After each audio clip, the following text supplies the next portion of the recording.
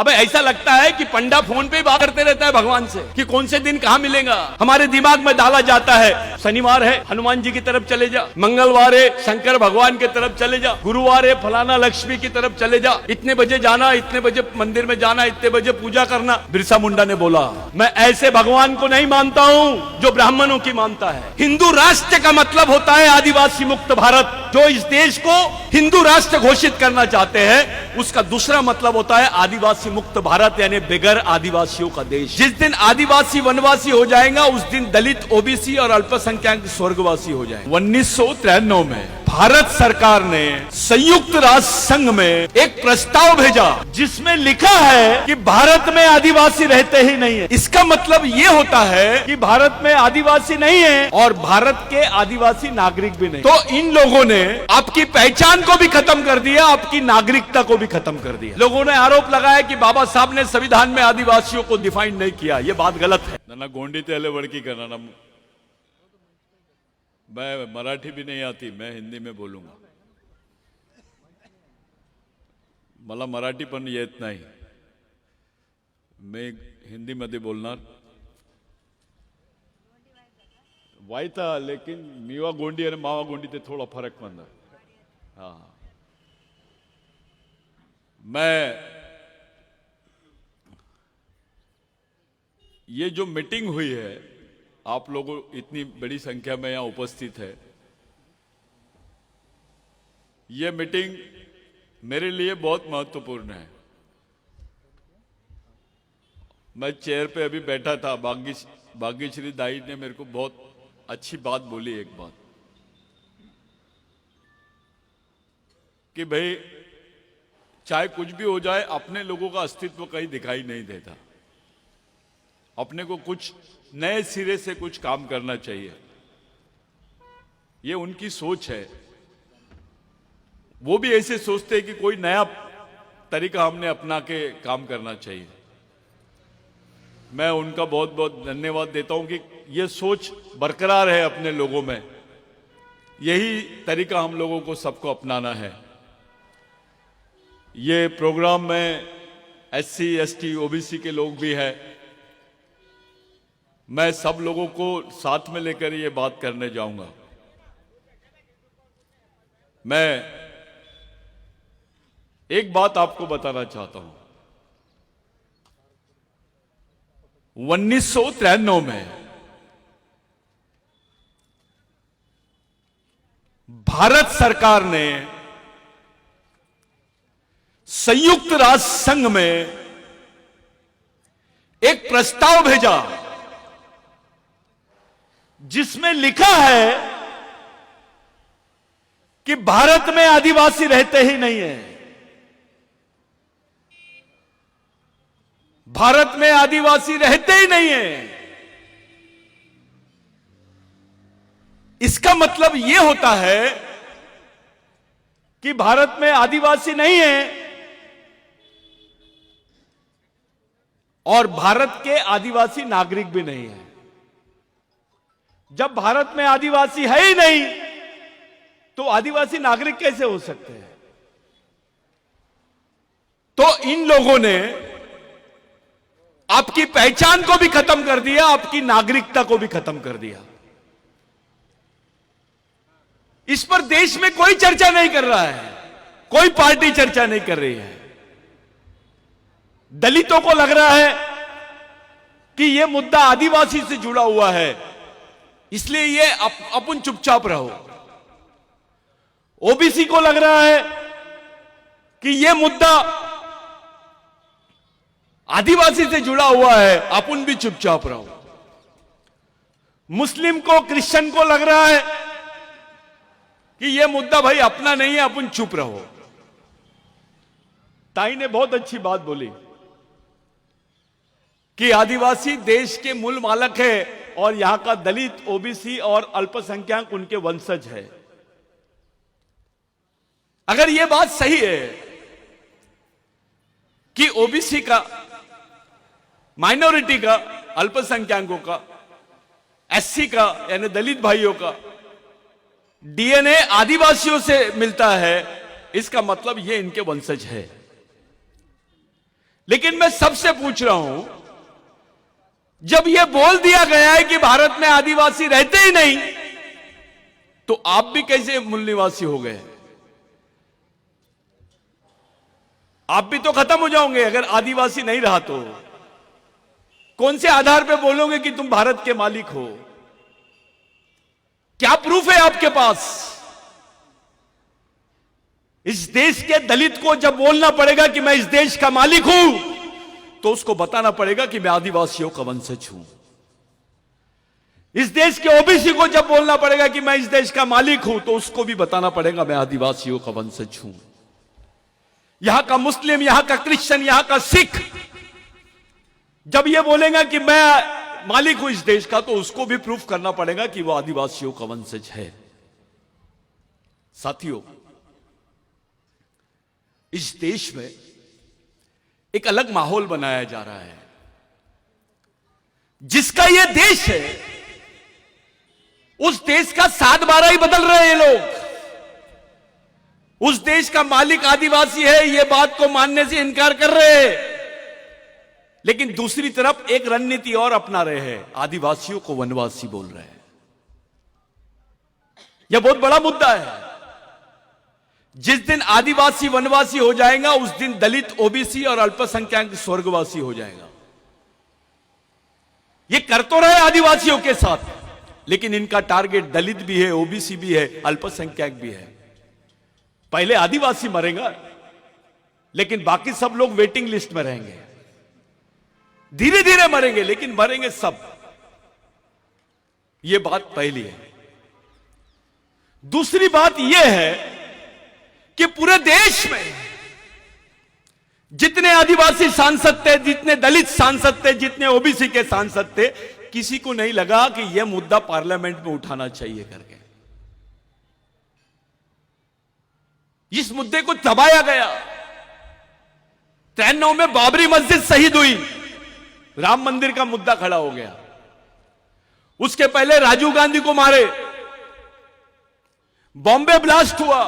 उसी दरमियान भारत सरकार ने संयुक्त राष्ट्र संघ में चुपके से यह स्टेटमेंट दे दिया कि भारत में आदिवासी नहीं रहते हैं। साथियों, संयुक्त राष्ट्र संघ का एक संविधान है जिसमें आदिवासियों के लिए विशेष अधिकार है, जिसको इंडिजिनियस पीपल राइट्स बोलते हैं। मूल निवासी होने के अधिकार है, उसमें विशेष प्रावधान है कि आदिवासी क्षेत्र में सरकार भी अपने प्रोजेक्ट को नहीं लॉन्च कर सकती है जब तक आदिवासियों की ग्राम सभा उसको मान्यता ना दे। वहां ग्राम सभा का उल्लेख वैसा नहीं है, वहां विलेज ऑफ इंडिजिनियस पीपल लिखा हुआ है। यह मुद्दा इसलिए उपस्थित कर रहा हूं क्योंकि यह आपको खत्म करने वाला मुद्दा है। यह इतिहास हो जाएगा कि यहां के राजा थे, हमारे पहले अहिरी के राजा थे, नागपुर के राजा थे, आदिवासी राजा था, फलाना राजा था, यह बोलने के लिए रह जाएगा। क्योंकि अब जो तुम्हारा बच्चा पैदा होगा वो आदिवासी नहीं रहेगा। ये पहले समझ लो। तुम जो सोच रहे हो, जो तुमको आज आरक्षण है, आप अनुसूचित जनजाति के करके नहीं है, आप आदिवासी हो करके है। आपको 5वीं अनुसूची के अधिकार मिले हैं, आपको जमीन पे प्रोटेक्शन मिला है। आप अनुसूचित जनजाति के हो करके नहीं, आप आदिवासी हो करके मिला है। डॉक्टर बाबा साहब अंबेडकर ने संविधान की जो डिबेट हुई, जयपाल मुंडा ने जब यह प्रश्न उठाया कि आदिवासियों को आदिवासी बोला जाए, तो बाबा साहब ने उसका इंटरप्रिटेशन किया कि आदिवासी, पूरे देश के आदिवासियों को एक जगह लाने के लिए अनुसूची बनाई गई है, जिसको शेड्यूल बोला गया है। उसका हिंदी में अनुवाद गलत हुआ है कॉन्स्टिट्यूशन में। बाबा साहब ने बोला to consolidate, to make consolidate the tribes of India, all tribes of India, I am framing a schedule to define them who are Adivasis. इसलिए डॉक्टर बाबा साहब अंबेडकर ने उनको शेड्यूल ट्राइब बोला। लोगों ने आरोप लगाया कि बाबा साहब ने संविधान में आदिवासियों को डिफाइन नहीं किया। यह बात गलत है। बाबा साहब ने संविधान में प्रावधान रखने के पहले संविधान पूर्व बहस में, जिसको प्री कॉन्स्टिट्यूशन डिबेट बोलते हैं, उसमें बाबा साहब ने रखा, जिसको 2011, 2010-11 में सुप्रीम कोर्ट ने कंफर्म किया कि आदिवासी ही देश के मूल मालिक है और वो प्रथम नागरिक है। साथियों, आदिवासियों के संबंध में सुप्रीम कोर्ट बोलने के बाद भी गवर्नमेंट नहीं मानती है। इस देश की व्यवस्था संवैधानिक व्यवस्था है। यहां संविधान बनाया बाबा साहब ने। सुप्रीम कोर्ट से बड़ा कोई कोर्ट नहीं है, कोई कोर्ट नहीं है भारत में। सुप्रीम कोर्ट के बोलने के बावजूद भारत सरकार यह मानने को तैयार नहीं है कि आदिवासी इस देश के मूल मालिक है। हमारे बैल सांसद जाते पार्लियामेंट में और चुपचाप बैठते हैं, कुछ नहीं बोल रहे हैं और चुपचाप काम करते हैं वनवासी करके। अबे तेरे अंदर का बाबूराव शेरमाके का खून मर गया क्या? टंट्या भील का खून मर गया क्या? बिरसा मुंडा का खून मर गया क्या? गुंडा धुर का खून मर गया क्या? बाबा साहब का खून मर गया? क्या बात है रे भाई? तेरे साथ तेरी आने वाली पीढ़ी को भी खत्म करने का षड्यंत्र देख रहा है और तुम बंदर जैसे चुपचाप बैठ के देख रहे हो कि क्या चल रहा है देश में। ये इसलिए बोल रहे हैं कि भारत में आदिवासी नहीं रहते हैं। भाग्यश्री ताई, ये बहुत इंपॉर्टेंट बात बता रहा हूं, क्योंकि भारत विश्व में पहला देश है जिसने बोला है कि हमारे पास लैंड बैंक है। पैसे की बैंक नहीं, जमीन का बैंक है। और ये जमीन की बैंक किसकी है? ये किसकी जमीन के भरोसे बात कर रहे हैं? ये आदिवासियों की जमीन के भरोसे बात कर रहे हैं। कोई ताली वाली मत बजाओ। ये आपकी जमीन को बोल रहे हैं ये लैंड बैंक है। अभी आपके पास 25 एकड़ है, 10 एकड़ है, 15 एकड़ जमीन है। जिस दिन बोल देंगे भारत में आदिवासी नहीं रहता है, ये बात अप्रूव्ड हो गई, तो आपकी जमीन, जिसका कानून बनाया गया था बिरसा मुंडा के आंदोलन की वजह से, जिसमें 1 लाख लोग मारे गए थे, सेकेंड वर्ल्ड वॉर में इतने लोग नहीं मारे गए जितने बिरसा मुंडा के आंदोलन में मारे गए। जमीन की लड़ाई थी वो। बाबूराव शेरमाके की भी लड़ाई जमीन की थी। अहिरी से उस तरफ रामाकुंडम, गढ़चिरौली, चंद्रपुर, आदिवासी औरतों को ब्लाउज नहीं पहनने दिया जाता था। अपना छाता नहीं ढाक सकते थे वो ढाकने के लिए भी टैक्स देना पड़ता था, क्योंकि व्यवस्था ब्राह्मणवादियों के हाथ में थी। राजा भले आदिवासी था। उस व्यवस्था में बाबूराव शेरमाके का संघर्ष शुरू हुआ। उस व्यवस्था में अगर ब्राह्मण ने मर्डर भी कर दिया तो उसको सजा का प्रावधान नहीं था। यह मनुस्मृति का कानून है।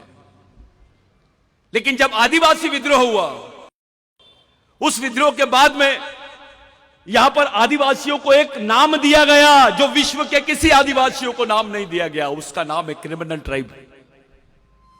गुनेगारी जमात। हमारा राजा भी था तो उसको भी क्रिमिनल ट्राइब बोला गया है।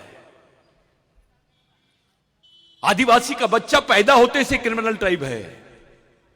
आज भी बाबूराव शेरमाके का नाम शहीदों की लिस्ट में नहीं है, क्रिमिनल ट्राइब की लिस्ट में है। क्रिमिनल ट्राइब को शहर में जाने का कोई अधिकार नहीं था। अगर क्रिमिनल ट्राइब को किसी ने मार दिया, गुनेगार जमात के आदिवासी को किसी ने मार दिया, तो उस पर केस नहीं लगती थी। यह कानून था। राजा अपने थे लेकिन कानून दूसरों का चलता था। हमारे लोगों को इस क्षेत्र को दंडकारण्य बोलते हैं। दंडकारण्य का मतलब यह होता है कि जिनको सजा दी जाती थी उनको यह क्षेत्र में रखा जाता था। आज भी किसी को ट्रांसफर करना है, कोई ऑफिसर ज्यादा वहां पर यह कर रहा है तो उसको गढ़चिरौली भेज देते हैं, अहिरी भेज देते हैं, आलापल्ली भेज देते हैं। ये कौन सी जगह है सजा देने के लिए? जिसको ओपन प्रिजन बोलते हैं, खुली जेल। खुली जेल यानी गढ़चिरौली। इस संघर्ष को अंजाम दिया था उस वक्त बाबूराव शेड़माके ने। बाबूराव शेड़माके अपने जमींदारी को छोड़ा, गोंड को साथ में लिया, माड़िया को साथ में लिया, दलित को साथ में लिया, ओबीसी को साथ में लिया, मुस्लिम पठान को साथ में लिया और आंदोलन छेड़ा। बाबूराव शेड़माके के आंदोलन ने ये जो पश्चिमी क्षेत्र है चंद्रपुर तक, वहां के दलित के पास, आदिवासी के पास, ओबीसी के पास, मुस्लिम के पास जो जमीन आई है वो बाबूराव शेड़माके के आंदोलन की वजह से आई है। उस आंदोलन के बाद ही तुमको सरकार ने जमीन के पट्टे दी। 1911 के पहले के रिकॉर्ड चेक कर लो। तुम्हारा भगवान कौन है? कौन से भगवान ने तुमको जमीन दिया? किनके आंदोलन की वजह से तुम्हारे हाथों में जमीन आई? उस वक्त तो आरक्षण नहीं था, उस वक्त कोई नौकरी के साधन नहीं थे, सिर्फ मजदूरी करते थे लोग। उसका साधन जिंदा रहने का यानी जमीन ही थी। वो जमीन भी हमारे पास से अब जाने वाली है। ये एमएलए भी रहेगा, मिनिस्टर भी रहेगा, क्लास 1 अधिकारी भी रहेगा, कलेक्टर भी रहेगा, तो उसका बच्चा आदिवासी नहीं रहेगा। इतना बड़ा षड्यंत्र आदिवासियों के खिलाफ में इस देश में हो रहा है। हिंदू राष्ट्र का मतलब होता है आदिवासी मुक्त भारत। जो इस देश को हिंदू राष्ट्र घोषित करना चाहते हैं, उसका दूसरा मतलब होता है आदिवासी मुक्त भारत, यानी बगैर आदिवासियों का देश। जब तक इस देश में आदिवासी है, इस देश का नाम कोई बदल नहीं सकता, क्योंकि उसका भूमालक आदिवासी है। ये आदिवासियों को ही हटाना चाहते हैं, इसमें कोई बचने वाला नहीं है। हमारे लोग कभी बोलते हैं ये एमएलए ने काम नहीं किया, वो एमएलए ने काम नहीं किया, वो देख नहीं रहा। ये तो छोटी बात है। ये देवेंद्र फडणवीस सरकार ने बोल दी कि 75,000 बोगस को नौकरी से नहीं निकालेंगे। 75,000 बोगस को नौकरी से नहीं निकालेंगे, ये स्टेटमेंट दिया तो हमारी आंख खुल गई। ये तो गलत बोल रहा है। पहला सवाल तो ये 75,000 बोगस आदिवासी कैसे बने? इनके पास सर्टिफिकेट किसने दिया? इसके बारे में कोई बात नहीं करता है। एक ऐसा आदमी जो तुम्हारी सर्टिफिकेट लेता है, जाति का दूसरा प्रमाण पत्र बना के झूठा प्रमाण पत्र बनाता है, ऐसे, और वो तुम्हारे नौकरियां लेता है, उसका उपभोग करता है, ऐसे आदमी को तुम लोग बोगस आदिवासी बोलते हैं। लेकिन तुम्हारे समाज में ऐसा आदमी भी है जो तुम्हारा ही आरक्षण लिया है, कलेक्टर बना है, मिनिस्टर बना है, आमदार बना है, जिला परिषद सदस्य बना है, डॉक्टर बना है, इंजीनियर बना है, और समाज के बारे में नहीं सोचता है। तुम्हारा ही आरक्षण लिया है, तुम्हारा ही भाई है। अगर वो बोगस आदिवासी है तो ये गद्दार आदिवासी है, जो तुम्हारे समाज के बारे में नहीं सोचता है। थोड़ा पढ़ लिख लिया तो नागपुर भगता है, शहर में जाता है, बड़ा बंगला बनाता है, टीवी और बीबी में रह जाता है। उसको समाज से कोई लेना देना नहीं है। एक आध बार चंदा दे दिया तो उसको ऐसा लगता मैंने बहुत बड़ा काम कर लिया। अबे तेरा बच्चा आदिवासी नहीं रहेगा। अपनी औकात थी क्या यहां बात करने की? जब तुम आदिवासी ही नहीं रहोगे तो तुम्हारा क्या होने वाला है, थोड़ा सोचना शुरू कर दो। तुम्हारी पहचान खत्म, तुम्हारा अस्तित्व खत्म। जैसे अंडमान निकोबार में आदिवासियों को देखने जाते ताई और ऐसे ब्रेड के टुकड़े फेंकते हैं। वो बच्चे बिगर कपड़े पहने नंगे हमारे आदिवासी लोग आते हैं सामने, जैसे जानवर को रोटी देते हैं। उसको म्यूजियम बोलते हैं, आजाब घर बोलते हैं, कि बताते देखो ये ऐसे आदिवासी है। ये गढ़चिरौली में भी चल रहा है। गढ़चिरौली में आदिवासियों के नाम पर इंटरनेशनल फंड आता है। आदिवासी को मालूम ही नहीं कि उसके नाम पे कौन फायदा उठा रहा है। जितने आदिवासियों के संगठन गढ़चिरौली में नहीं है, उतने यहां पर एनजीओ है गैर आदिवासियों के। वो कमा रहे आदिवासी को दिखा दिखा के। मैं मुद्दे से हटके बात कर रहा हूं। 13 साल की आदिवासी लड़की अपने हाथ में बंदूक पकड़ती है, टीवी पे दिखाता है कि यह नक्सली थी, यह लड़की को मारा गया है, यह इसकी उम्र 13 साल है। समाज का कोई आदमी उसके बारे में बात नहीं करता कि आखिर क्या बात है, यह 13 साल की लड़की ने अपने हाथ में बंदूक क्यों पकड़ी। कौन सा समाज है तुम्हारा? कौन है तुम्हारे समाज का चालक पालक और मालक? किसके इशारे पे चलते हैं आप? कौन सी व्यवस्था है तुम्हारे पास? यहां का बौद्ध भाई डॉक्टर बाबा साहब आंबेडकर का लिखा हुआ ग्रंथ अपने बच्चे के हाथ में देता है, जिसको बुद्ध और उसका धम्म बोलते हैं। उनका बुद्ध विहार चलता है, उनके स्कूल चलते हैं, भिक्खु काम करते हैं, समता सैनिक दल का काम चलता है, तब जाके समाज का अस्तित्व है।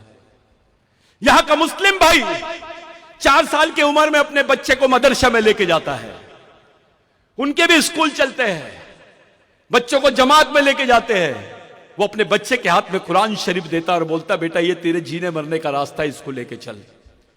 यहां का ब्राह्मण भाई अपने बच्चे के हाथ में वेद देता है, पुराण देता है और बोलता है इसको चला। आज तो व्यवस्था उनके हाथ में है।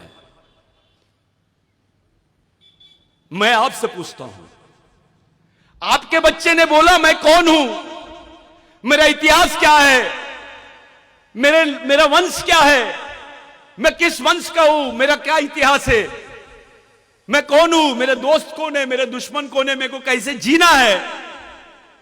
आपको पूछा आई मला एक पुस्तक देऊन दे, नाकुन उंदी किताब सिम्मा दाई नाकुन किताब सिम नावा जीवन साठी बती तेरी सीसी में मुन्नेट साठी, मेरे आगे के जीवन के लिए कुछ मेरे को दे।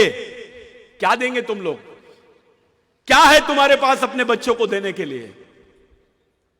ऐसा समाज, सिर्फ शादी में 100 लोग 5000 लोग दिखते हैं और मैयत में 5 लोग, इसको समाज नहीं बोलते हैं। एक तरफ गोंड भाग रहा है, एक तरफ प्रधान भाग रहा है, एक तरफ माड़िया भाग रहा है। बे तेरा खून एक है, तेरा डीएनए एक है, तेरी संस्कृति एक है, तो समाज भी एक होना चाहिए। बाबूराव शर्मा के ने बोला था, जो आदमी अपने भाई को भाई नहीं समझता मैं उसको गांडू समझता हूं। वो नामर्द है जो अपने भाई को नहीं पहचान सकता, वो दुश्मन को कैसे पहचानेगा। ये बाबूराव शर्मा के ने बोला है। क्या लगता था बाबूराव शर्मा के आपका? चलो आप अपने भाई को बोलो कि मेरे लिए तू फांसी के तख्ते पे चढ़ जा, अपने बाप को बोलो, अपने बेटे को बोलो, अपनी बहन को बोलो कि मेरे लिए फांसी के तख्ते पे चढ़ जा, नहीं चढ़ेगा। लेकिन बाबूराव शर्मा के तुम्हारे लिए फांसी के तख्ते पे चढ़ा, खत्म हो गया। वो उसकी बीबी थी, उसके बच्चे थे, उसके मां थी। यहां के गोंड ने नहीं बताया कभी कि कहां है बाबूराव शर्मा के का परिवार। यहां के प्रधान ने नहीं बताया कभी बाबूराव शर्मा के का परिवार कहां है। यहां के माड़िया ने नहीं बताया, और बाबूराव शर्मा के जो आंदोलन में लोग थे उन्होंने भी नहीं बताया। इतना बेईमान समाज है ये, जिसको उनके परिवार का भी पता नहीं है। बाबूराव शर्मा के बाद उसके बच्चे का, उसके परिवार का क्या हुआ, कोई नहीं बताता है। मैं रिसर्च कर रहा हूं। सुबेरे बाबूराव शर्मा के को फांसी की सजा होती है और दोपहर में फांसी के तख्ते पे खड़ा कर देते हैं। यह विश्व का पहला केस है। कोई भी सजा आफ्टर 24 आवर्स होती है, लेकिन 2 घंटे में बाबूराव शर्मा के को इन्होंने फांसी के तख्ते पे चढ़ा दिया। पहली बार फांसी का फंदा टूट गया, दूसरी बार चढ़ाया, और तीसरी बार मरने के बाद उसके कोई अवशेष नहीं बचना चाहिए, ऐसे मनुवादी चाहते थे। उन्होंने उसको चूने की भट्टी में डाला, क्योंकि बाबूराव शर्मा के सभी जगह बोलता था कि राज हमारा है तो व्यवस्था भी हमारी होनी चाहिए। यह सच्चाई थी उसकी। हमारे दिमाग में डाला जाता है कि यह शनिवार है, हनुमान जी की तरफ चले जा, मंगलवार है शंकर भगवान की तरफ चले जा, गुरुवार है फलाना लक्ष्मी की तरफ चले जा, इतने बजे जाना, इतने बजे मंदिर में जाना, इतने बजे पूजा करना। अबे ऐसा लगता है कि पंडा फोन पे ही बात करते रहता है भगवान से। कि कौन से दिन कहां मिलेगा। बिरसा मुंडा ने बोला, मैं ऐसे भगवान को नहीं मानता हूं जो ब्राह्मणों की मानता है, मैं ऐसे भगवानों को ब्राह्मणों के घर का कुत्ता समझता हूं। यह सच्चाई थी बिरसा मुंडा के विचारों में। अलग अलग भाग रहे हैं हम। मैं ये संगठन का अध्यक्ष हूं, मैं वो संगठन का सचिव हूं। अबे इधर आ, मैं तेरे को इंटरनेशनल अध्यक्ष बना देता, क्या कर लेगा। आप लोग बोल रहे थे सुरजागढ़ की बात, भाग्यश्री ताई ने मेरे कान में बोली एक बात, मेरे को बहुत अच्छा लगा। वो सहमत नहीं है इन बातों से, लेकिन मेरा एक सवाल है, क्या हमारे आमदार मिनिस्टर इस कंडीशन में है कि इतनी बड़ी ताकत से लड़ सकते हैं मोदी से? आप आरएसएस से लड़ सकते हैं? आप इतनी बड़ी ताकत है तुम्हारे पास एमएलए लेकिन समाज नहीं है। मैं ये संगठन का हूं, आपला घेरे, आपला वेगळा झंडा ठेव, आपण प्रधान आहो, आपला वेगळं ठेव रे, आपण तो राजगोंडा हो। अबे ये गांडूगिरी कहां से लाए? ये सोच कहां से आई तुमको? ये तो नपुंसक सोच है। आता आपण आपला पूजा उजा करू, आपण सब करेंगे, तुम में और ब्राह्मण में क्या फर्क पड़ गया? अबे लड़ाई के मैदान में अगरबत्ती लगाएगा तो बचेगा कि मरेगा? तमाम ग्राम सभाओं के लोग इतना बड़ा संगठन कर लिए, क्या हाल है? कोई ग्राम सभा को गिन रहा है? मैं खुली बात करता हूं, कोई नहीं गिन रहा है। इस बेल्ट में जितने लोग कारगिल में नहीं मरे, उतने आदिवासी इस क्षेत्र में मरे हैं, चाहे वो पुलिस वाली हो या नक्सलवादी हो। इतनी बड़ी कीमत चुकाई है आदिवासियों ने। उनके हिस्से में क्या आया? गरीबी, भूखमरी, जबरन केसेस। जिसने पानी पिलाया वो भी नक्सलवादी, 13 साल की लड़की नक्सलवादी। अबे क्या है ये? यहां का बच्चा नागपुर में जब जाता है, गढ़चिरौली का बच्चा अपना घर ढूंढने के लिए किराए का घर मांगता है, तो उसको पूछते कहां रहता रे तू? तो बोलता है गढ़चिरौली, तो उसको वो घर नहीं देते, क्योंकि हर बच्चे को वो लोग नक्सलवादी समझते हैं। आदिवासियों की पहचान बना दी गई है।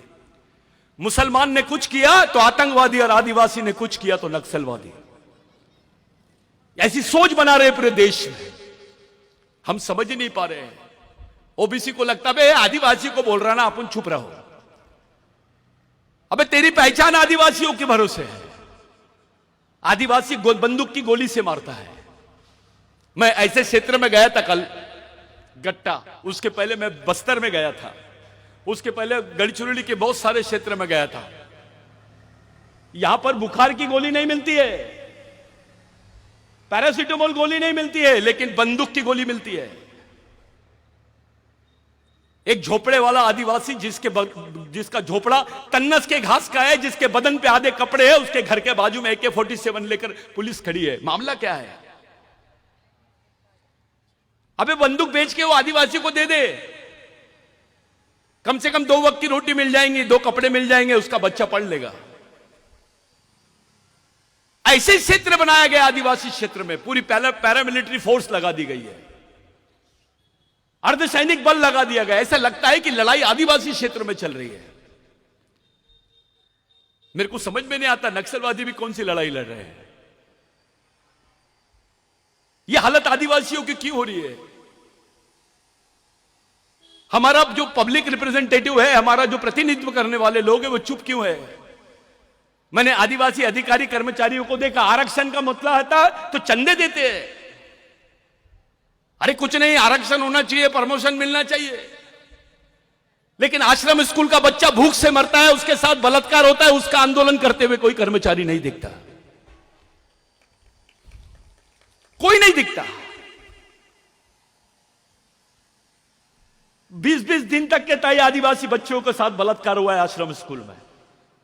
वो पारदी आदिवासी थे, गोंड को लग रहा था बे पारदी है, बस साले तेरा भाई है ना, तेरे खून का है ना, तू भी नहीं समझेगा। आज आदिवासी भाई किसी को पता चल जाए कि आदिवासी महिला है, गढ़चिरौली भले आदिवासी कहूंगा, हम यहां के राजा होंगे, लेकिन हमारी महिला जब सड़क से जाती है तो दूसरे लोग हंसते हैं, बे ये आदिवासी है, कुछ भी कर ले। इसके समाज के लोगों को कुछ नहीं समझता, इनमें एकता नहीं है। उसका दूसरा मीनिंग यह होता है कि दूसरे लोग आदिवासियों को गांडू समझते हैं। क्या सम्मान है हमारा? क्या सम्मान है? कुछ नहीं है। और ये तो बहुत बड़ी कल्पना है, वो तो बाबा साहब की सोच का कल्पना है कि भाई आदिवासी, एसटी, एससी, माइनॉरिटी के लोग मिलकर लड़ना चाहिए। ये तो बहुत अच्छी बात है। ऐसा होता है क्या? सोच ऐसी बन गई है कि दलितों का प्रश्न है ना तो वो देखते बैठेगा, आदिवासी का प्रश्न है ना वो देखते बैठेगा। अरे बाबा साहब को तो हमने भंडारा से इलेक्शन हरा दिए थे, यहीं के दलित थे, यहीं के आदिवासी थे, यहीं के ओबीसी थे, जो उसका दिया हुआ आरक्षण का उपभोग कर रहे हैं। आज जब जीते जी बाबा साहब को इलेक्शन हरवा दिए भंडारा से, वही डॉक्टर बाबा साहब आंबेडकर पहली बार पश्चिम बंगाल से लड़े। एक तरफ सुभाष चंद्र बोस का छोटा भाई लड़ रहा था इलेक्शन कांग्रेस से, और दूसरी तरफ शेड्यूल कास्ट फेडरेशन से डॉक्टर बाबा साहब आंबेडकर लड़ रहे थे। आदिवासियों ने कांग्रेस से बगावत किया और डॉक्टर बाबा साहब आंबेडकर को जिताया। जिस आदमी ने बाबा साहब को आखिरी वोट दिया उसका भी नाम बिरसा था। वो बिरसा मुंडा के विचारों के लोग थे जिन्होंने बाबा साहब को पहली बार जिताया। डॉक्टर बाबा साहब आंबेडकर संविधान सभा के अध्यक्ष बने और उनके हाथ में संविधान बनाने का मौका मिला। बिरसा मुंडा का आंदोलन नहीं होता तो यह मौका भी अपने को नहीं मिलता। जिसको महात्मा गांधी बोलते हैं, राष्ट्रपिता बोलते हैं आप, वो महात्मा गांधी को स्वतंत्रता का संदेश, उसकी प्रेरणा बिरसा मुंडा से मिली है। उन्होंने लोगों से पूछा ये कौन है, ऐसा ही बोर्ड लगा हुआ था, मैं हमेशा बताते रहता हूं, महामानव, क्रांति सूर्य, धरती आबा भगवान बिरसा मुंडा। गांधी जी ने पूछा कितने लोगों के नाम हैं, तो आदिवासी खड़े हुआ, एक ही आदमी का नाम है। तो बोले ये कितने साल जिया? सिर्फ 24 साल जिया। ये क्या चाहता था? मुड़गास मुड़गा मावास, उसका मतलब है मावा नाटे मावा राज, हमारे गांव में हमारा राज। गांधी जी ने बोला इसी आंदोलन की तो पूरे देश को जरूरत है। यहीं से गांधी जी ने टाई और कोट उतारा, लंगोटी पहना और भारत छोड़ो आंदोलन की तैयारी की। अगर गांधी जी, डॉक्टर बाबा साहब आंबेडकर, गांधी जी जैसे लोग बिरसा मुंडा से प्रेरणा लेते हैं, आप गांधी जी को राष्ट्रपिता बोलते हैं, बिरसा मुंडा तो इस देश का आजा होना चाहिए। लेकिन क्योंकि वो आदिवासी है उसमें कोई बात ही नहीं करता है, कोई बात नहीं करता है। अभी अपने आप को अंबेडकरी आंदोलन का भी एक अच्छा उदाहरण देता हूं दादा। मैं, कुछ उच्च जाति के लोगों ने बौद्ध धर्म ले लिया और उनके साथ अपने लोग भी थे। मैं दिल्ली की कॉन्फ्रेंस में था, मैं नाम नहीं लेता हूं उनका, सब लोग जानते हैं उनको। वो आके खड़े हो गए, हम बौद्ध हैं। उस कॉन्फ्रेंस में बोल रहे थे, मैंने भी बोला मैं आदिवासी हूं। तो बोले आप वो नागपुर के हैं कि गढ़चिरौली के हैं? तो मैंने बोला आप ऐसा क्यों पूछ रहे? बोले जो दाढ़ी आप लगते हो थोड़ा सा अलग दिखते हो, गढ़चिरौली वाले ही दिखते हो। तो मैंने बोला मैं गढ़चिरौली का हूं। मैंने बोला उनको कि मैं अंबेडकरवादी हूं, बिरसावादी हूं, लेकिन मैं तरस गया उनके मुंह से सुनने के लिए कि वो अंबेडकरवादी है। अपने दलित लोग भी खुद को आज बौद्ध बोलते हैं लेकिन अंबेडकरवादी नहीं बोलते हैं। अबे बाबा साहब नहीं होता तो बुद्ध के दर्शन होते क्या? एक रिक्शे वाले को पूछा था मैंने नागपुर में, आदिवासी रिक्शे वाले को, हंसते हंसते, उसके साथ दलित रिक्शे वाला भी चल रहा था। दोनों जन दारू वारू पिए और मैं उनको देख ही रहा हूं। एक जन ने ऐसी चलते पूछा बे बुद्ध के बाप का नाम क्या है? तो वो दोनों जन बोले बे रुक, छोटे से प्रश्न का जवाब नहीं दे रहा। बोले, मैंने बोला क्या बात है? हम दे रहे बोले उत्तर, बुद्ध के बाप का नाम अंबेडकर है। बोले, मैं थोड़ी देर के लिए चुपचाप हो गया, लेकिन बाद में जब सोचा कि हमारे तक बुद्ध कब आया? जब बाबा साहब ने लाया। बुद्ध के गुरु का नाम अलार कलाम, आदिवासी था वो। अलार कलाम बुद्ध का गुरु था, जिसने सांख्यिकी दर्शन का उसको पाठ पढ़ाया था।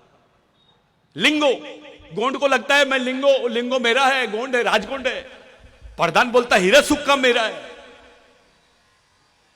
अबे जब लिंगो और हीरा सुक्का था तब कोई गोंड और प्रधान नहीं थे, तब तुमको असुर बोलते थे, कोया बोलते थे, कोरकू बोलते थे,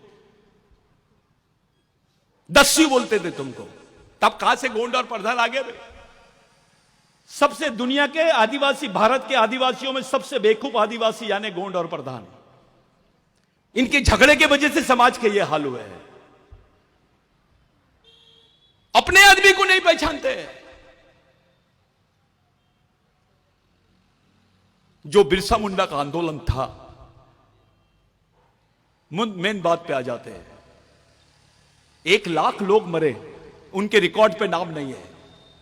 6 साल के बच्चे से लेकर तो 70 साल का बूढ़ा भी आदिवासी मरा है उसमें। सबसे ज्यादा संख्या में महिलाएं मरी। उधर बंदूकें थी और इधर सिर्फ तीर कम था।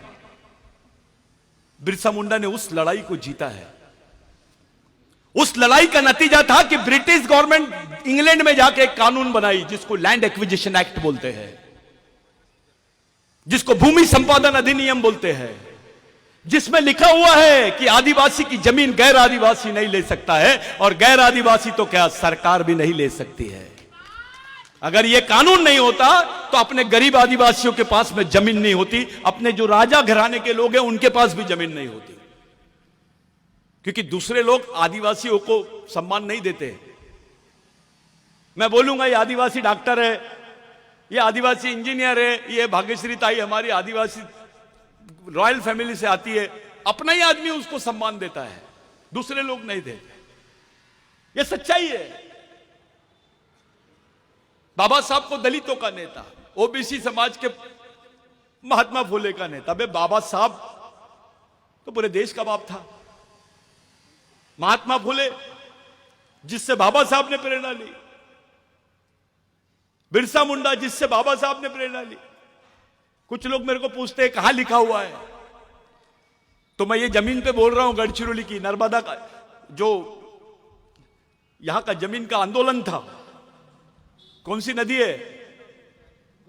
गोदावरी नदी का जो आंदोलन था, उसमें डॉक्टर बाबा साहब अंबेडकर ने बोला कि मैं आदिवासियों के आंदोलन को और उनको चलाने वाले जो महापुरुष है उनको अपने आंदोलन का गुरु मानता हूं। बाबा साहब ने बिरसा मुंडा का स्पेसिफिक नाम नहीं लिया था, लेकिन उसका एक ही आंदोलन चल रहा था पूरे पश्चिम बंगाल में। तब झारखंड, पश्चिम बंगाल, उड़ीसा और बिहार एक ही प्रीमाइसेस में थे, जिसको नॉर्थ प्रोविंस बोलते हैं। पहले हमारी राजधानी थी मध्य प्रदेश की, सीपी एंड बरार की, नागपुर। यह मालूम होना चाहिए। बाबा साहब बौद्ध धर्म लेने के पहले आदि धर्म ले रहे थे। आदि धर्म की तरफ झुकाव था बाबा साहब का। ऐसे कई राज्य हैं जहां पर जो दलित है, जैसे यहां का आदिवासी उत्तर प्रदेश में दलित है, यहां के गोंड को उत्तर प्रदेश में शेड्यूल कास्ट बोलते हैं, यहां के महार को उधर अरुणाचल के बाद में वहां पर उसको आदिवासी बोलते हैं। तो उस वक्त डिक्लेरेशन था, ये जो बोल रहे हैं दलित अलग है, आदिवासी अलग है, एक ही डीएनए के लोग हैं, एक ही डीएनए के लोग हैं। ओबीसी किसको मानते? महादेव को मानते हैं। आदिवासी भी मानता है, सब वंशज मानते हैं महादेव को। महादेव के क्या हाल कर दिए? जब हमारे लोग खुलेआम तरीके से ओबीसी रहे या दलित रहे या आदिवासी रहे, महादेव को महादेव बोलता है, देवों का देव महादेव। लेकिन जैसे ब्राह्मणों के चुंगल में शिव फंस गया तो ब्रह्मा विष्णु महेश बना दिए उसको, तीसरे नंबर का भगवान बनाए। इस मनुवादियों ने भगवान शिव को नहीं छोड़ा, तुमको कैसे छोड़ेंगे? यह सच्चाई है। मैं एक सवाल खड़ा किया था जब कि इस देश का सुप्रीम कोर्ट बोलता है कि भगवान राम यहां पैदा हुए तो सब लोग मान लिए। इसी देश का सुप्रीम कोर्ट बोलता है कि आदिवासी देश के मूल मालिक है, नहीं मान रहे हैं। खुलेआम प्रधानमंत्री जी जनजाति गौरव उत्सव मनाते हैं। अरे भाई, आदिवासी गौरव उत्सव बोल तो सही, डर रहे क्यों? किससे डर रहे हैं? लेकिन सच्चाई यह है, इनकी प्लानिंग है। पहले आदिवासियों को मूल निवासी बोलते थे, फिर आदिवासी बोलते थे, अब वनवासी बोल रहे हैं, 5 साल बाद स्वर्गवासी बोलेंगे। ये सच्चाई है। ये जो हालत है गढ़चिरौली के, पूरे देश में सबसे ज्यादा अगर पिछड़ा हुआ कोई समाज है या सामाजिक स्थिति किसी जगह पर है तो वो गढ़चिरौली की है। 11 रुपए 40 पैसा कमाता है एक आदमी गढ़चिरौली का। पहला नंबर आदिवासी 11 रुपए 40 पैसे, 13 रुपए 60 पैसे दलित दूसरा नंबर, और 15 रुपए 70 पैसे जो है वो ओबीसी आदमी कमाता है, और उतने ही मुस्लिम ही कमाता है। रोज की इनकम बता रहा हूं मैं, एक सर्वे है उसके हिसाब से।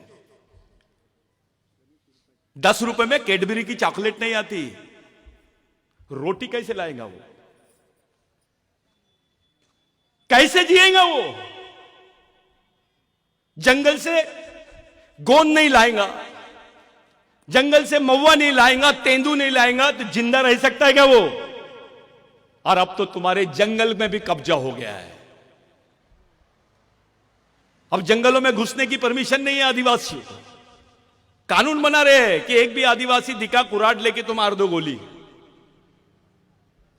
कैसे करोगे? अभी 2022 में गवर्नमेंट ने फॉरेस्ट एक्ट का एक अमेंडमेंट करी। ये नए बच्चे हैं, इनके दिमाग में आ रहा है आरक्षण का कैसा, क्या नौकरी वोकरी मिलेंगी कि नहीं। आरक्षण बंद हो जाएगा, दलितों का, आदिवासियों का, ओबीसी का। अगर आरक्षण खत्म हो गया, अगली लड़ाई कौन सी लड़ेंगे ये बताओ मेरे को। कौन सी लड़ाई लड़ेंगे तुम आरक्षण खत्म होने के बाद? क्या करेगा दलित बताओ? कुछ सोच रहे हैं? ओबीसी कुछ सोच रहा है? ओबीसी की तो ऐसे हाल कर दिए कि खाना उगाता है वो, जोतता है, किसान है, और आत्महत्या कर रहा है वो। जो दूसरों को खाना खिलाता है उसको आत्महत्या करना पड़ रहा है। दलित को गांव से भगा भगा के मार रहे हैं। महाराष्ट्र में थोड़ी ठीक है, देश में घूमो। और आदिवासियों को तो डायरेक्ट नक्सलवादी बोलो और मारना शुरू कर दो। शहर में ज्यादा चिल्ला रहा क्या, अर्बन नक्सलवादी बोल दो उसको। अरे आमदार को छोड़ रहे नहीं है, डॉक्टर को नहीं छोड़ रहे, इंजीनियर को नहीं छोड़ रहे। तुम्हारी जनरेशन कैसी रहेंगी यहां पर सुरक्षित, उस पे बात करो। अगर तुम्हारा खासदार नहीं बोल पा रहा इसका मतलब उसको डर है। किसका है? कौन है जो उसको बोलने नहीं दे रहा है? तुम्हारी बात नहीं रख पा रहे तुम। खुले तरीके से अपने आदमी से मिल भी नहीं सकते हम। ये सुरजरगढ़ का अकेला प्रोजेक्ट नहीं है, 25 प्रोजेक्ट है, उससे ज्यादा है। 44,000 हेक्टेयर जमीन गवर्नमेंट एक्वायर करेंगी, 27 गांव उड़ जाएंगे, करीब करीब 19,000 लोग हमेशा हमेशा के लिए खत्म हो जाएंगे। 62,000 हेक्टेयर जमीन तुम्हारी छीन ली जाएंगी, आधा गढ़चिरौली साफ हो जाएगा। उसके 2-3 साल 4 साल बाद शहर एरिया में प्लान बनेगा। और जो शहर में गढ़चिरौली में रह रहे हैं, अच्छा सूट पहन रहे हैं, वो वेटिंग लिस्ट में है। कहां रह रहे हो तुम? कौन सी जगह पे रह रहे हो? वहां के हालात क्या है? कोई पूछता है?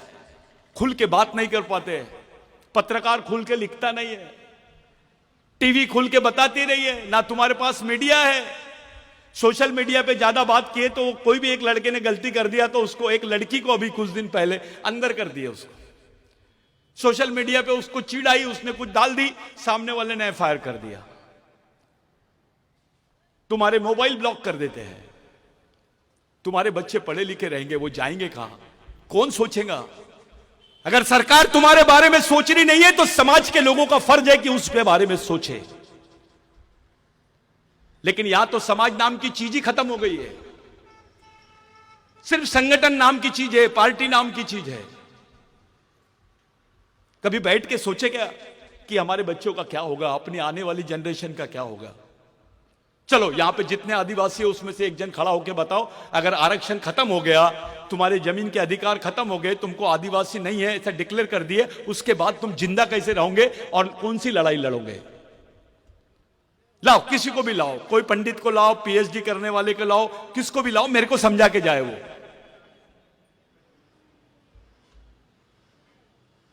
क्या करोगे तुम? ये जो बच्चे नाच रहे थे ना, यही लोग रहेंगे तुमको गाली देने वाले कि जब मेरी जिंदगी का फैसला हो रहा था तो मेरा बाप दारू पी के सो रहा था, मेरी मां भगवान को अगरबत्ती लगा रही थी। बिरसा मुंडा को तो नाम ले लिया आपने, बिरसा मुंडा की विचारधारा नहीं देखे। बिरसा मुंडा ने बोला जल जमीन जंगल और सम्मान मांगने वाली चीज नहीं है, इसको हासिल करने के लिए छीनना पड़ता है और उसके लिए एक व्यापक वातावरण बनाना पड़ता है, उसके लिए संगठन की नहीं मिशन की जरूरत पड़ती है। बिरसा मुंडा ने बोला कि जिस समाज की सामाजिक समस्या नहीं होती है उसकी कोई समस्या नहीं होती है, और जिस समाज की सामाजिक समस्या होती है उसकी समस्या ही समस्या होती है। तुम्हारी सामाजिक समस्या यह है कि तुम आपस में बटे हुए, जाति के नाम से, पार्टी के नाम पे, क्षेत्र के नाम पे, संगठन के नाम पे, नेता के नाम पे।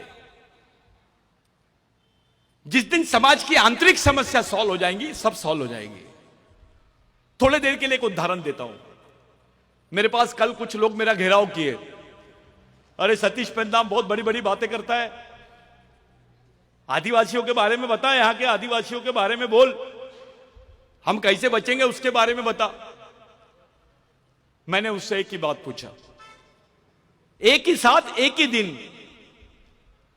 पूरे गढ़चिरौली जिले पर, तहसील पर पूरे हजारों की संख्या में आदिवासी रहेंगे और आदिवासियों की समस्या के बारे में बात करेंगे।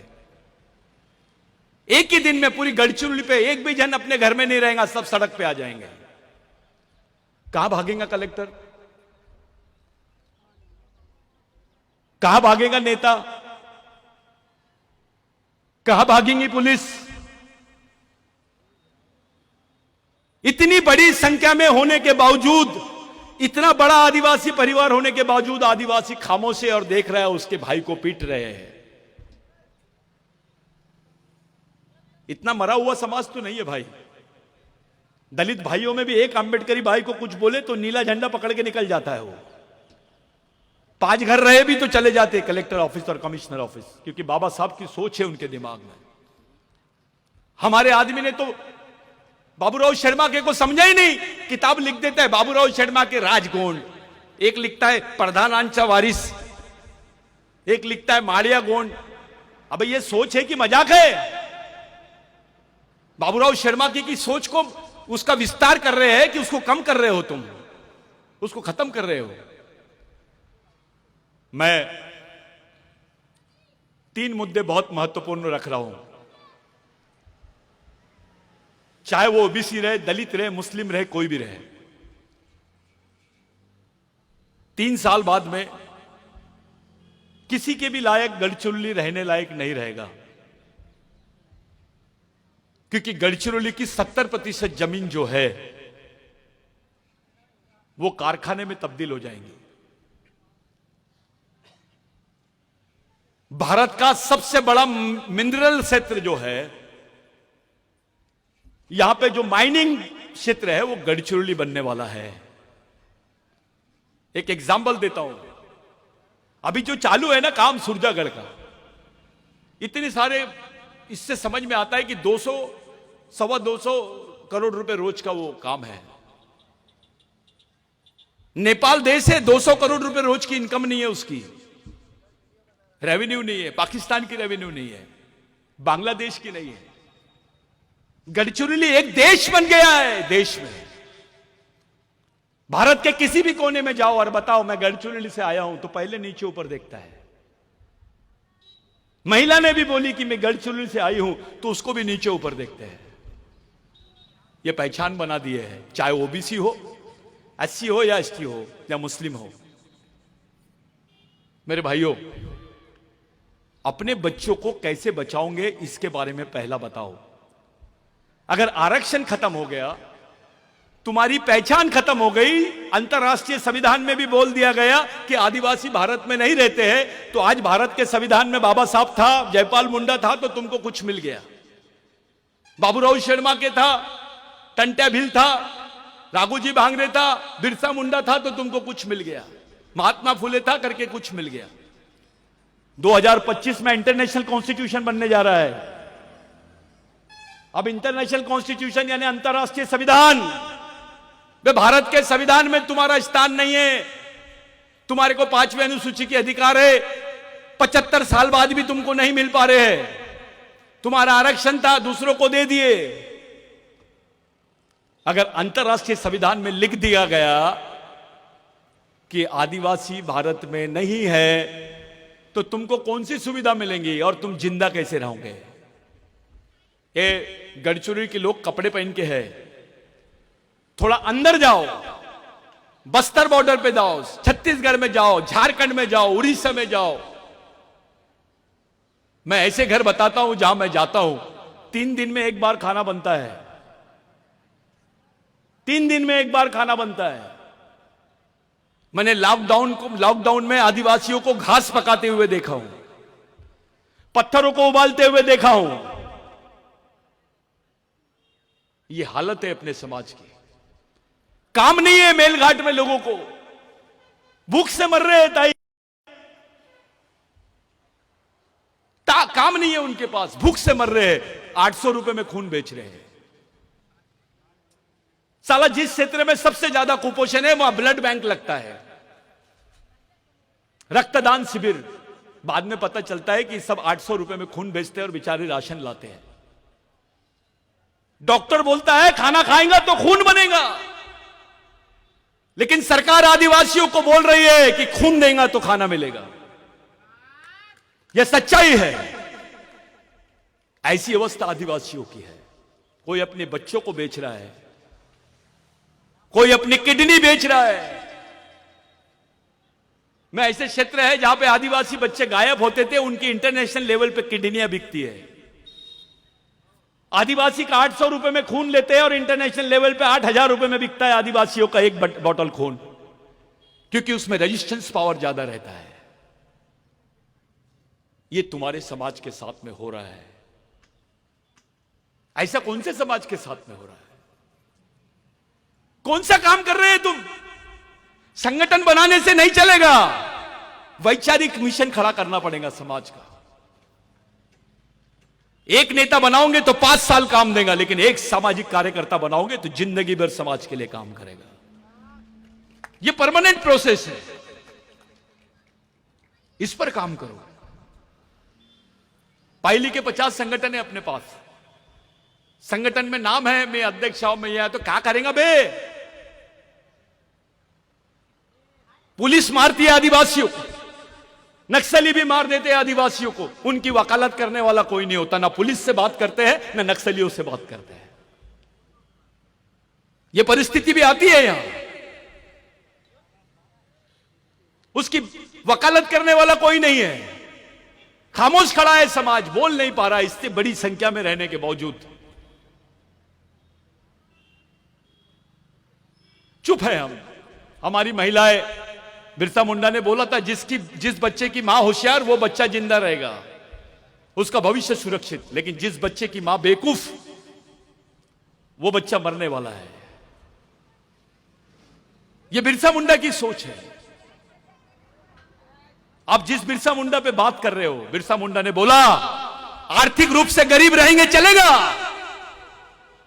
लेकिन दिमाग से गरीब नहीं होना चाहिए, विचारों से गरीब नहीं होना चाहिए। और जो विचारों से गरीब रहता है वो गुलाम पैदा होता है और गुलाम मर जाता है। आदिवासी का बच्चा है और उसके दिमाग में विचारधारा दूसरों की है। बच्चा तुम्हारा, लेकिन उसकी विचारधारा दूसरे की। क्या मतलब है?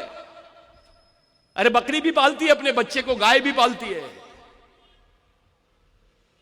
आपको पालन और पोषण की जवाबदारी है। पोषण का मतलब होता है उसको वैचारिक पोषण, वैचारिक पोषण, उनको विचार देना।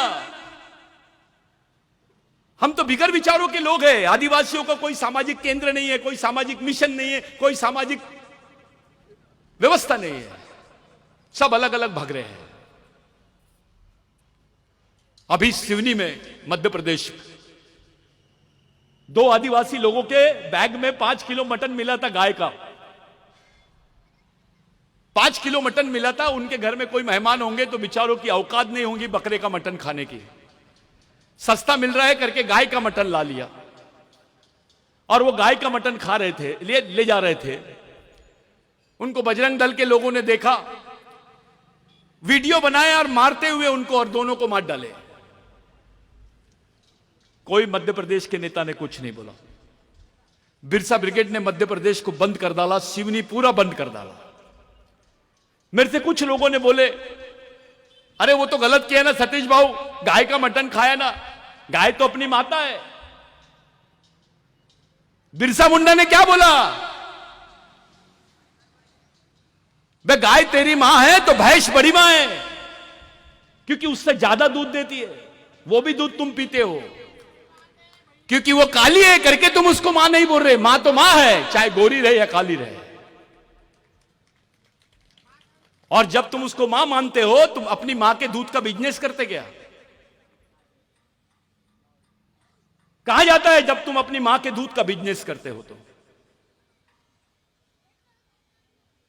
बिरसा मुंडा ने बोला, जिस जानवर को सब लोग तुच्छ जानवर मानते हैं, जिसको गोंडी में पद्दी बोलते हैं, हिंदी में सुअर बोलते हैं, आदिवासी संस्कृति में उस जानवर को नारायण पेन बोलते हैं।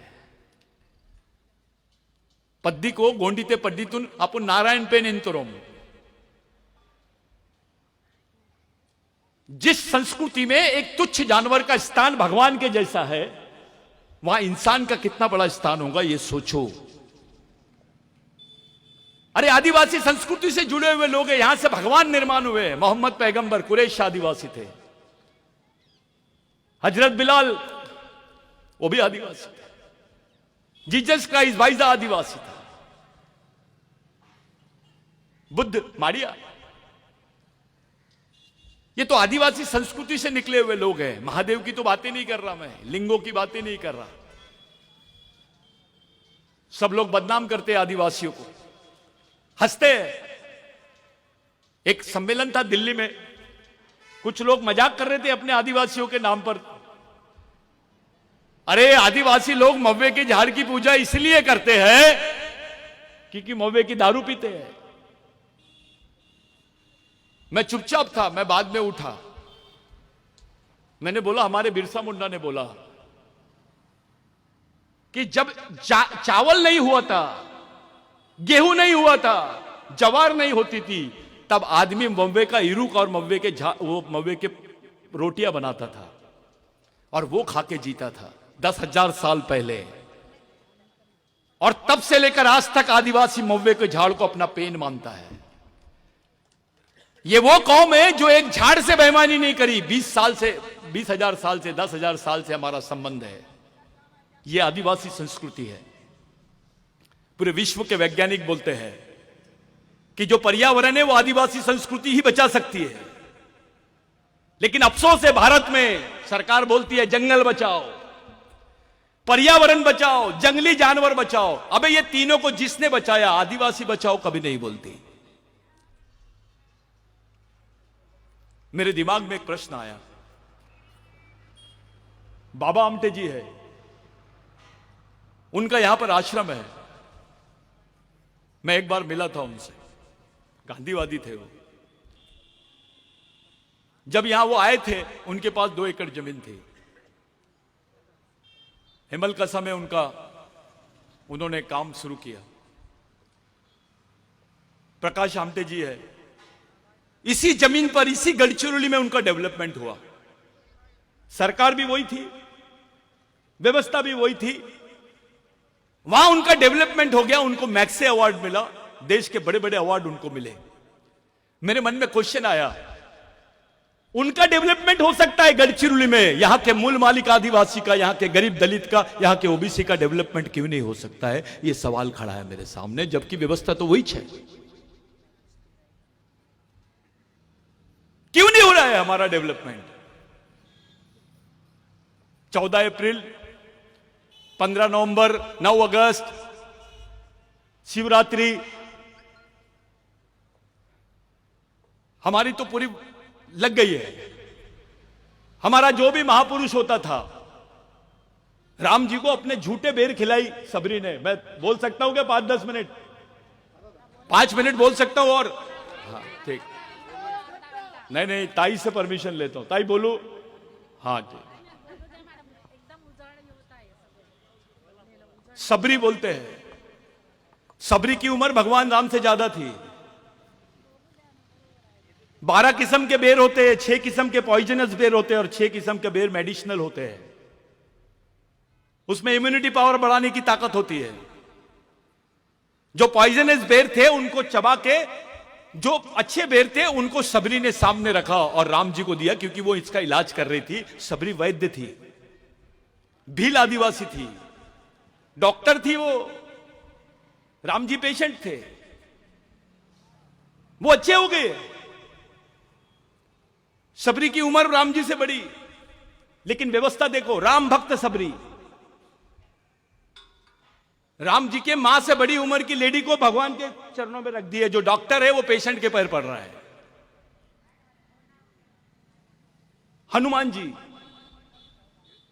सबसे ज्यादा सेवा, ताकतवर, उम्र में बड़े, एक लड़ाई उनके लिए लड़े, उनका साथ दिए, लेकिन उसके भी आगे एक शब्द लग दिए, राम भक्त हनुमान। यानी हमारे जितने भी लोग थे वो भक्त बन गए। भक्त बोलने के बाद बड़ा हो जाता है काम। अभी एक सीरियल आया था महादेव, टीवी पे चलता था वो, मेरे ख्याल से सोनी टीवी पे चलता था या स्टार में चलता था, सब इसमें आ गया बोलते हैं। उसमें एक दृश्य बताया गया है कि पार्वती जाती है अपने शंकर भगवान के पास और पूछती है, आप इतना बैठते हो, किसका ध्यान करते हो? तो शंकर भगवान बोलता है, मैं राम जी का ध्यान करता हूं। भाई कहां राम जी और कहां शंकर भगवान? शंकर भगवान का कंपैरिजन हो सकता है महादेव का किसी के साथ, लेकिन यह षड्यंत्र है। शिव को भी भुलाना चाहते हैं। शिव तो आराध्य है इस देश का। तो इस षड्यंत्र को समझो।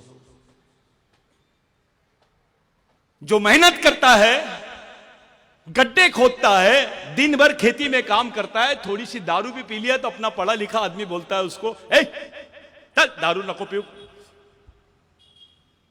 और एक आध पंडित जाता है तो उसके पैर पड़ता है, भगवान के पड़ता है, 100 का नोट निकालता है उसके हाथ में भी देता है। जो मेहनत नहीं कर रहा, एक ही मंत्र से तेरा शोषण कर रहा है, आर्थिक मानसिक, उसको इज्जत। और जो मेहनत करता है दिन भर, उसका सम्मान नहीं करता है। ऐसा आदमी सामाजिक हो सकता है क्या? 2 रोटी कम हुई चलेगा, एक कपड़ा कम हुआ चलेगा, लेकिन अपने बच्चों को एक किताब कम नहीं होनी चाहिए, ये याद रखो। और ये जो चला रहे हैं अब ये बिरसा ब्रिगेड का जो मिशन है, ये केवल अड़चुली गढ़चिरौली में नहीं है, अब तो दूसरे देश में भी चालू हो गया है। बाबूराव शर्माके को अमेरिका का आदिवासी जानने लग गया है। यह है मिशन। गढ़चिरौली के बाबूराव शर्माके का जिक्र अमेरिका में हो रहा है, अफ्रीका में हो रहा है। यह बिरसा ब्रिगेड का काम है। ये जो बच्चे काम करते हैं, ये फुल टाइमर है। कभी कभी ये घर बार छोड़ के जाते हैं, जेब में पैसे नहीं रहते, उनको कभी खाना नहीं मिलता। अगर आपके दरवाजे पर आए तो उनकी इज्जत करो। कम से कम 1 रुपए रोज समाज के नाम से डाल दो। गढ़चिरौली में 90,340 परिवार है आदिवासी। 90,340 परिवार के लोगों ने 1 रुपए भी रोज डाल दिया तो 90,000 रुपए रोज आएंगे आपको। 30 लाख रुपए महीना आएगा। कई बेरोजगार बच्चे पढ़े लिखे, उनको आप फुल टाइमर बना के उनको मानधन देकर काम करवा सकते हैं समाज के लिए। फिर आपका बच्चा बजरंग दल में नहीं जाएगा, आरएसएस में काम करने नहीं जाएगा। यह व्यवस्था तैयार करो। अपने घर में बैठकर अच्छे प्रेस के कपड़े पहनकर टीवी लगाकर बोलना कि मैं तो ऑफिसर हूं। मैं ऐसे आदमी को जिंदा आदमी नहीं मानता। खूप छान माणूस आहे, कोणाच्या लेण्या देण्यामध्ये नाही राहत। सकाळी उठतो, ऑफिस मध्ये जातो, संध्याकाळी येतो, जेवण करतो, टीव्ही बघतो, एक पॅक मारतो आणि झोपतो। कोणाच्या लेना देना मध्ये नहीं रहा। जो पढ़ा लिखा आदमी होता है समाज का हेडमैन होता है। ये हेडमैन नहीं है, ये तो डेडमैन है, मरा हुआ आदमी है। बिरसा मुंडा ने बोला था GOD God, G for guardian, O for owner, D for driver. यानी पालक, मालक और चालक। इस समाज का जो पालक, चालक और मालक है वो कर्मचारी है।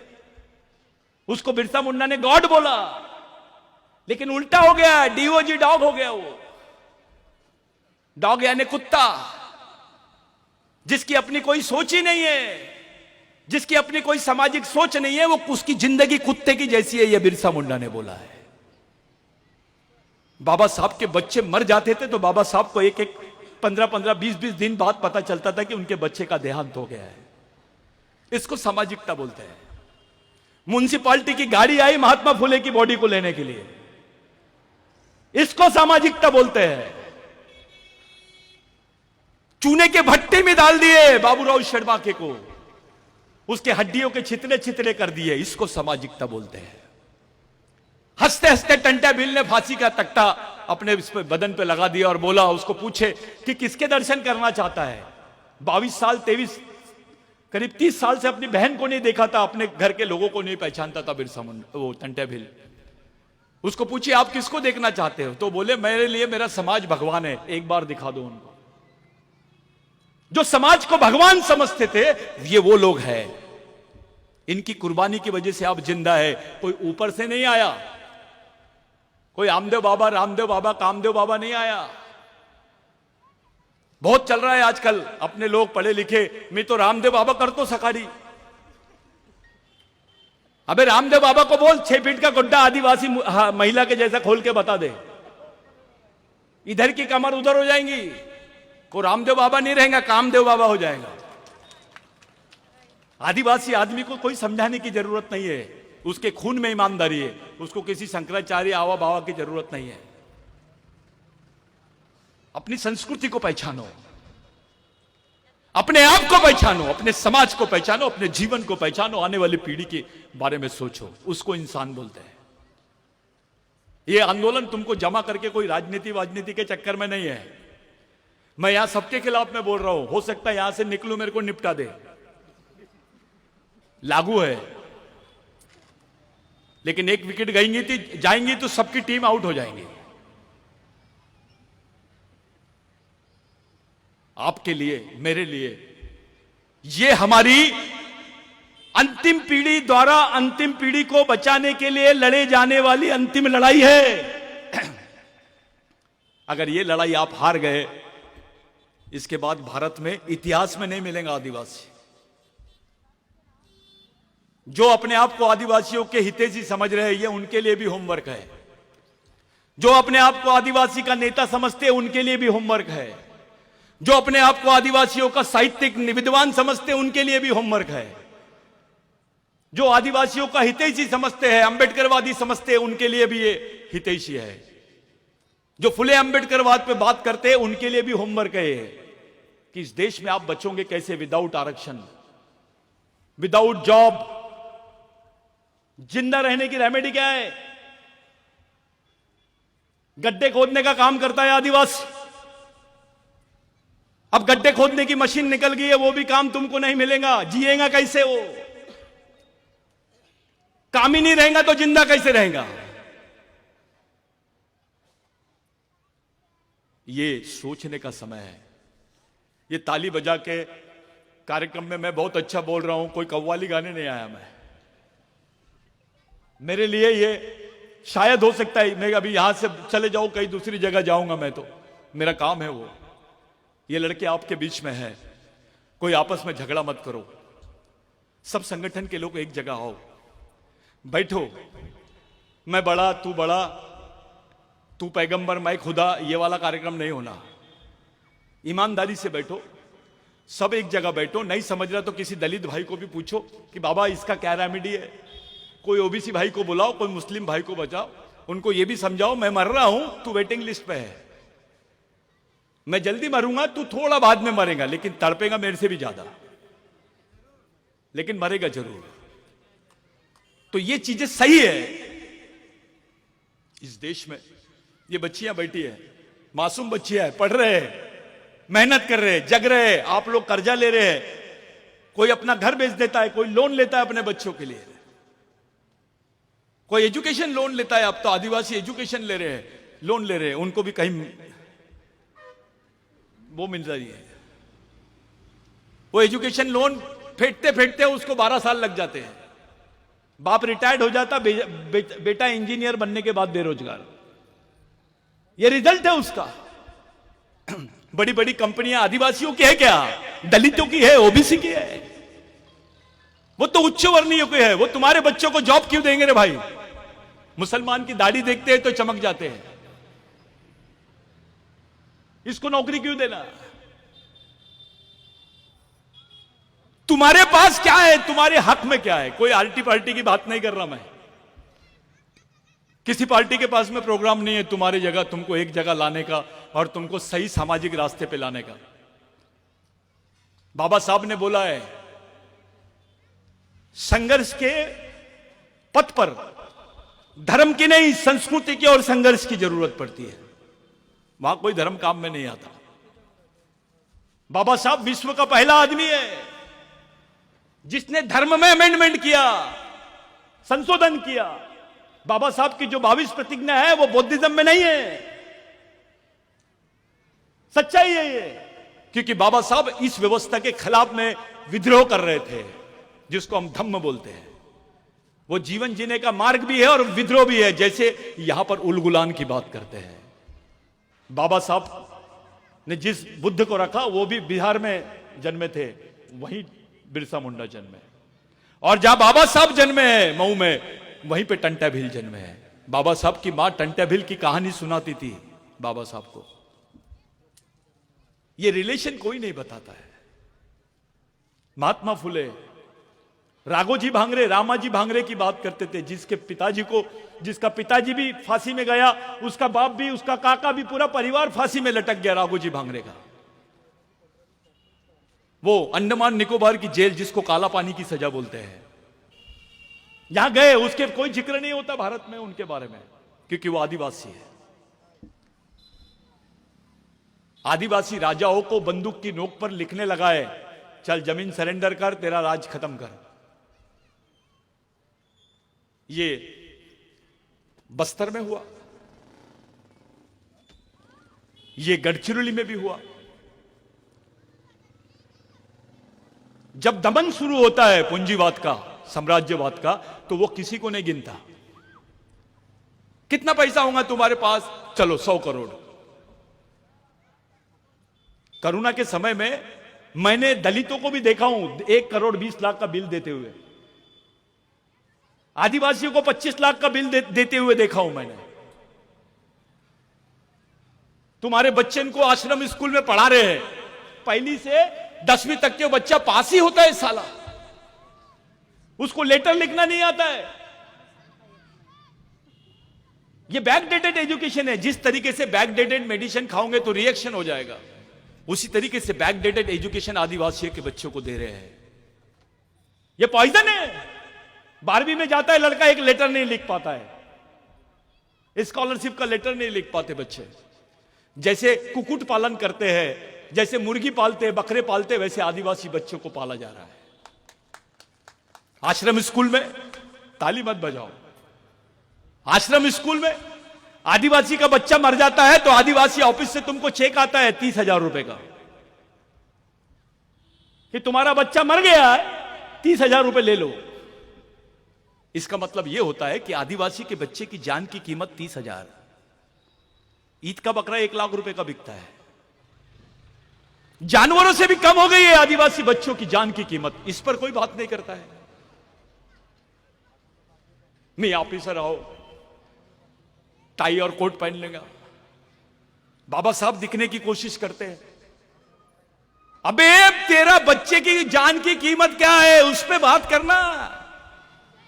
तेरे बच्चे की जान की कीमत सिर्फ 30,000 है सरकार की नजर में। शेर खाता है ना आदिवासी को तो 4.5 लाख। जीते जी आदमी किडनी बेच देगा तो 10 लाख मिल जाते उसको, लेकिन शेर खाने के बाद 4 लाख दे रहे। सब आदिवासी क्षेत्रों में हो रहा है। या तो सीआरपीएफ घुसती है या शेर घुसा रहे, बफर जोन डाल रहे हैं। अभी जंगल के नाम पे विस्थापित आदिवासी होगा, नक्सलवाद के नाम पे विस्थापित आदिवासी होगा, माइनिंग के नाम पे विस्थापित आदिवासी होगा, पावर प्लांट बनेगा तो विस्थापित आदिवासी होगा, कोई रेलवे लाइन बनेगी तो आदिवासी विस्थापित होगा, कोई बहुत बड़ा रोडवे बनाएंगे ये लोग तो आदिवासी विस्थापित होगा। एक तरफ देश का विकास और एक तरफ आदिवासी का विनाश, दोनों पैरेलल चल रहे हैं, समांतर चल रहे हैं। आप फंस गए, मकड़ी के जाल में फंस गया शेर, फंस गए आप। दलित को लगता है कि मैं तो जम गया बाबा, ऑफिसर बन गया, तेरे बच्चे का क्या। ओबीसी को लगता है जमीन है अब सैटेलाइट सर्वे हो गया है वो सैटेलाइट सर्वे होने से तुम्हारी जमीन का सर्वे हो गया है। ये बहुत डेंजर है। मैं आखिरी बात बोल रहा हूं, मेरी बात को रोक देता हूं। आप लोग थक गए, खाना भी खाना है, यानी कि अपलोतून तीन भी मंदा। तो एक बात ध्यान में रखो, अपने बच्चे को अच्छी पढ़ाई दो। स्कूलों में बराबर नहीं पढ़ा रहे हैं। नागपुर में तो बड़ा अलग ही चल रहा है, कॉन्वेंट के नाम पे। ताई उसका नाम पे आदिवासी दिख गया ना तो उसको दूसरे क्लास में बिठा रहे हैं,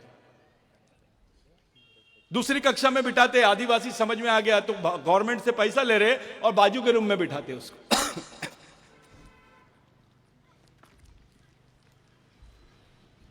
ये हालत है। अपन लोग गरीब है, बहुत बुरी तरह फंसे हुए हैं। अगर आप लोग महंगा महंगा शौक करते हो, आपको अगर कोई चीज बचा सकती है तो वह है सामाजिकता और समाज।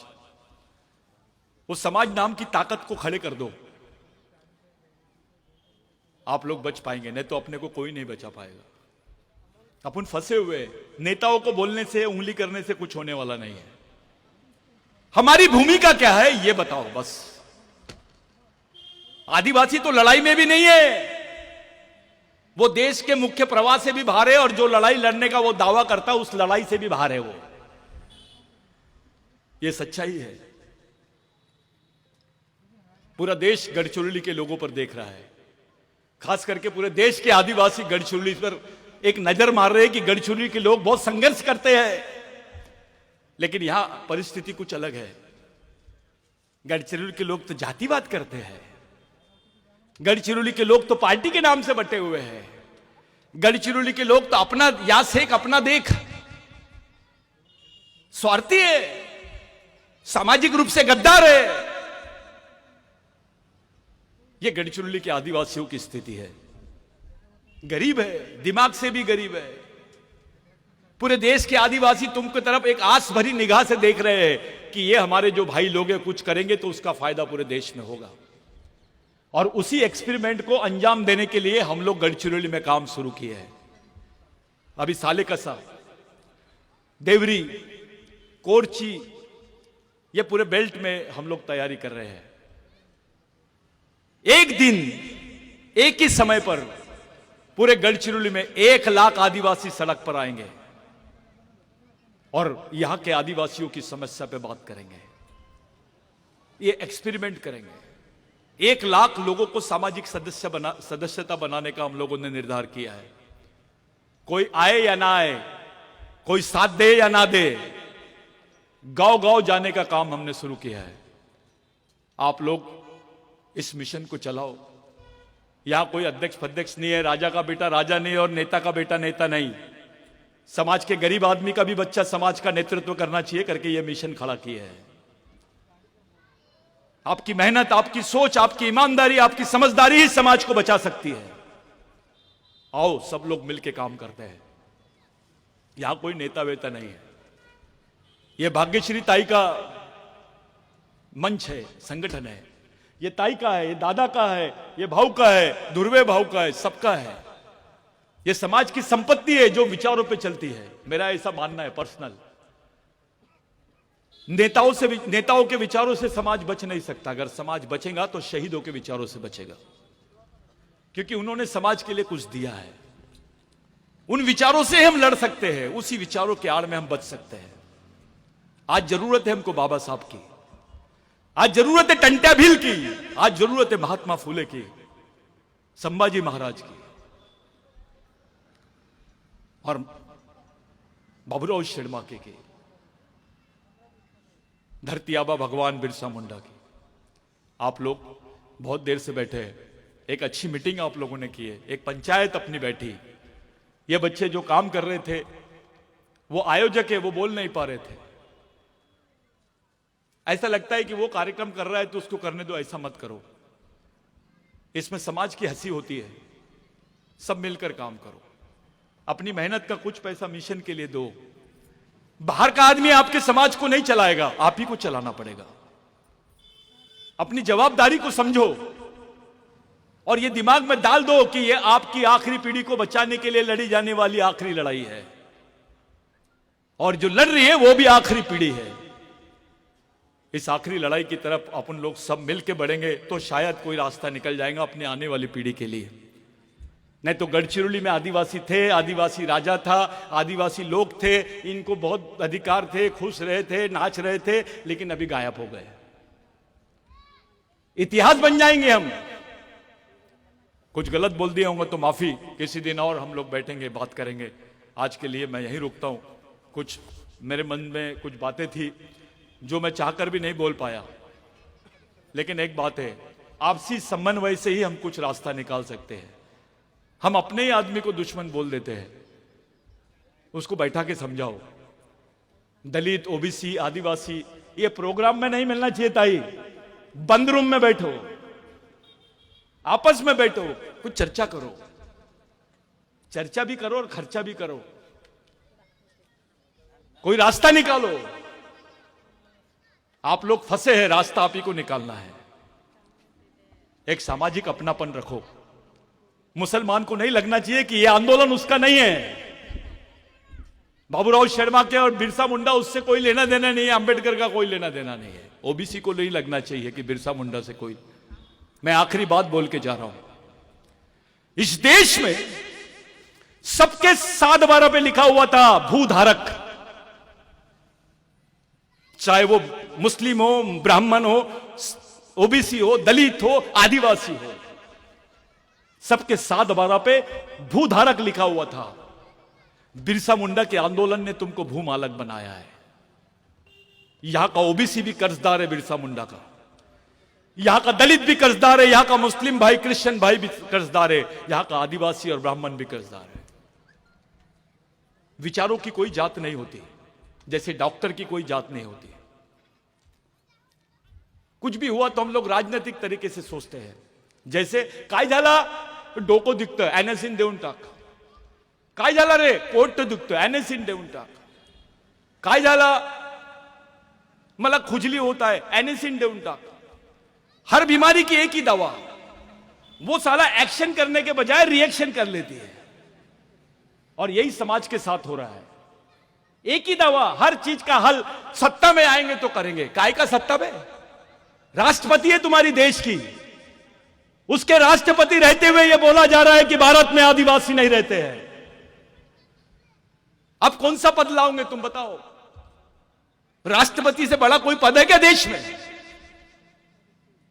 अब कौन सी राजनीतिक पावर चाहिए तुमको? तो बोला जा रहा है आदिवासी राष्ट्रपति है, और ये बोल रहे हैं कि भारत में आदिवासी नहीं है। सोचो, इस लड़ाई का हल राजनीतिक तरीके से नहीं, सामाजिक तरीके से निकालना पड़ेगा। अगर ओबीसी को बोलना है मैं मूल निवासी हूं, दलित को बोलना है मैं मूल निवासी हूं, मुस्लिम को बोलना है मैं मूल निवासी हूं, तो उसको यह बोलना पड़ेगा कि आदिवासी भारत का भूमालक है और हम उसके वंशज है। तब जाके बात बनेगी। नहीं तो तू बड़ा मैं छोटा, तू बड़ा मैं छोटा, तू बड़ा मैं छोटा, ये बचपना है, ये लॉलीपॉप खींचने वाली बात है। ये बचपना छोड़ो, सामाजिक बचपना छोड़ो, परिपक्व बनो, जवाबदार बनो, ईमानदार बनो, समझदार बनो और समाज के लिए काम करो। आज के दिन मैं इतना ही बोलता हूं। जय बिरसा, जय आदिवासी।